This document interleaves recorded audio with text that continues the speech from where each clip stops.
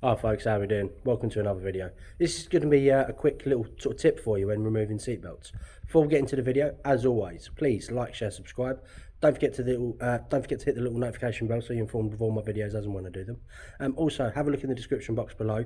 Check out my friends' channels. Great bunch of people, you know, doing all sorts of different things. So go show them some love, support them where you can. If you want to support me a little bit more, you can do so through Patreon, which is $1 a month. I'm trying to sort of set it up so all my content goes up there early. There's going to be exclusive content as well. If you want, you can also support me through my merchandise store, which is Teespring. We have all sorts of products in there. We've got hoodies, cups, bags, all sorts of products in all sorts of colours. So go check that out. Support me where you can.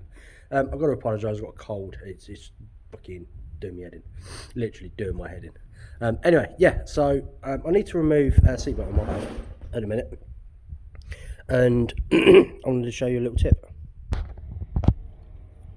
So here's a seatbelt. It's a standard pretensioner seatbelt, nothing sort of complicated, right? But when you undo that, that's going to want to retract all the way back.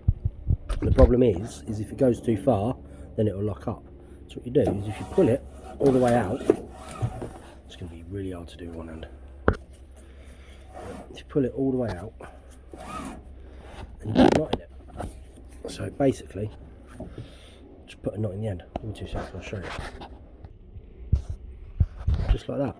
So now, you know, I've not done that tight, but now it just can't come back.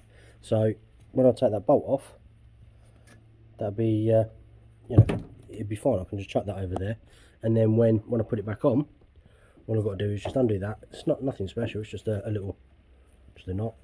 You know, I just looped it over and knotted it. And then, yeah, it just stops it retracting back in and locking up. Yeah, it just doesn't return back now. So got that. The other thing that I'll do now is I'll just put some tape around that, so then I know the orientation of the washers and everything else. So let's try and do this one end. Yeah, nothing special, just keep it all together. Now I'll just wrap that around there like that.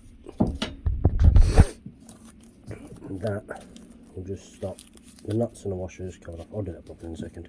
But yeah, so then that way when I put it back together, I know that's how it goes, you know, because I don't know how long this is going to be off. I'll probably forget. You know, it just, for a bit of tape and a knot, just saves a lot of inconvenience when putting it all back together. Yeah, that's it. Just a nice quick little tip for you on how to remove a seatbelt without causing yourself major inconvenience. So I'll, like I said at the top of the video, please like, share, subscribe, check out my friends, check out my Teespring, and I'll catch you for the next one. Bye.